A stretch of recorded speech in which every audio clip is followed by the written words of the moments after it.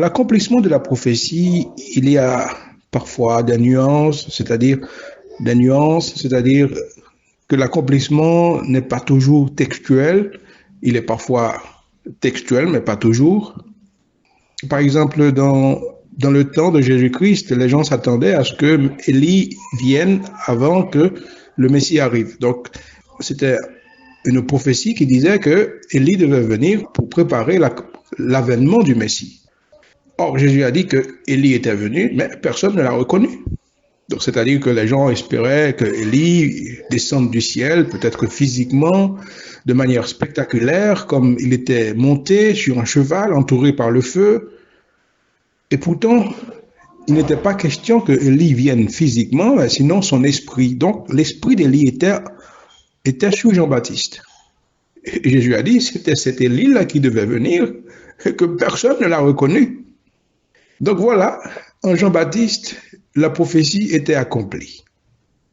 Dans le livre de Jérémie, Jérémie chapitre 49, il était question d'une prophétie autour de Élam. Élam, c'est l'ancien nom de l'actuel Iran. Donc la guerre actuelle entre l'Iran et l'Israël, c'est une guerre prophétisée par Jérémie. Jérémie, dans le chapitre 49, il est dit que je vais briser l'arc d'Élam.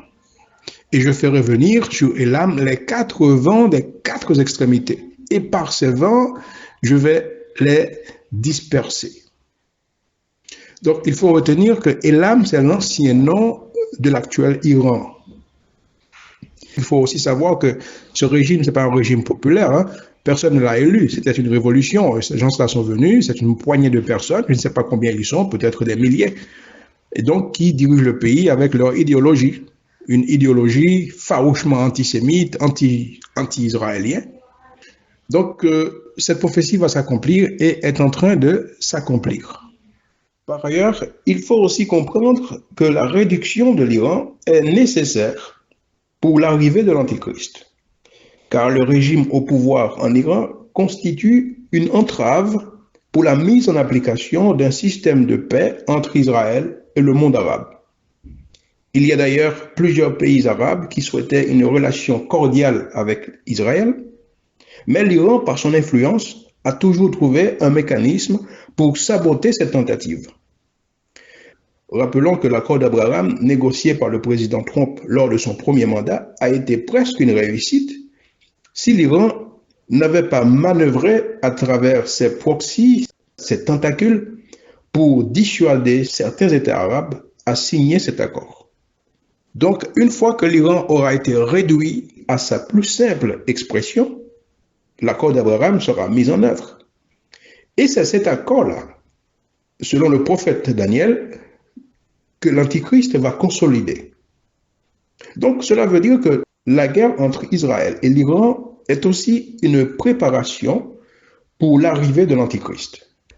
En plus, je pensais que cette guerre, l'actuelle guerre entre l'Israël et l'Iran, c'est le préambule de la grande guerre, la guerre de Gog de Magog.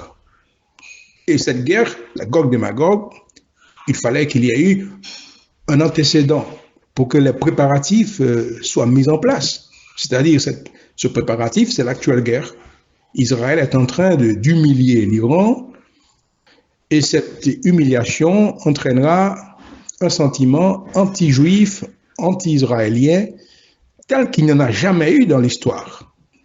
Donc, cela fera que la guerre de Gog et Magog ait lieu. Donc, les préparatifs sont mis en place. Maintenant, les ennemis d'Israël vont se regrouper. Les pays musulmans vont se regrouper autour de la Russie pour se venger, pour venger l'Iran. Donc, cette guerre de Gog et Magog, c'est une guerre extrêmement dévastatrice. Je pense que l'Église ne sera plus sur la terre. L'Église ne sera plus sur la terre parce que c'est une guerre dévastatrice. Cela entrera dans le cadre de la grande tribulation. Donc, l'Église ne verra pas cette guerre-là. Cela veut dire que l'actuelle guerre entre l'Iran et l'Israël, c'est le préambule de la guerre de Gog et Magog.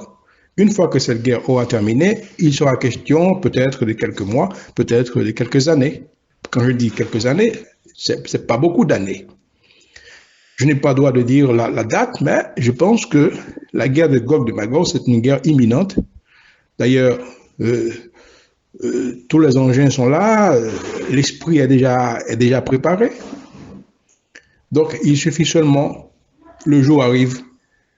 Donc, cela veut dire que l'Église peut être enlevée d'un jour à l'autre, à n'importe quel moment, à n'importe quelle heure du jour ou de la nuit. La trompette peut sonner, l'Église peut s'envoler.